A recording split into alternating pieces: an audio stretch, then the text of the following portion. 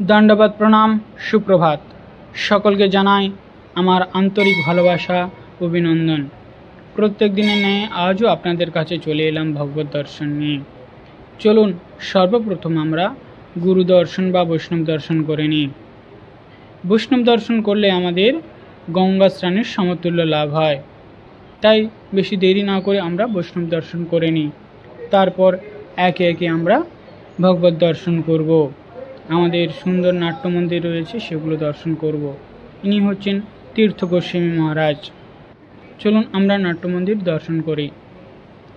সুন্দর সাজানো গোছানো আমাদের নাট্য মন্দির এবং ভক্তগণও রয়েছে, দর্শন করছেন। চলুন আমরাও দর্শন করে নিই ধীরে ধীরে। বেশি সময় না বাড়িয়ে আমরা একে একে সব দর্শন করব। নতুন সিঙ্গার রয়েছেন জগন্নাথ বলরাম সুভদ্রার এবং রাধা গিরিধারীর সমস্ত সুন্দর সুন্দর সিঙ্গার রয়েছেন। চলুন আমরা দর্শন করে নিই। সর্বপ্রথম রয়েছেন আমাদের জগন্নাথ বলরাম এবং সুভদ্রা বোন, সঙ্গে সুদর্শনও রয়েছেন। সুন্দর সিঙ্গার এবং এই জগন্নাথ সম্পর্কে তো আমরা কম বেশি সকলেই জানি এবং রথযাত্রার সম্পর্কে জানি। তিনি ভক্তকে দর্শন দেওয়ার জন্য তিনি রাস্তাতে চলে আসেন, রথযাত্রাতে ওঠেন এবং মাসি বাড়িতে যান।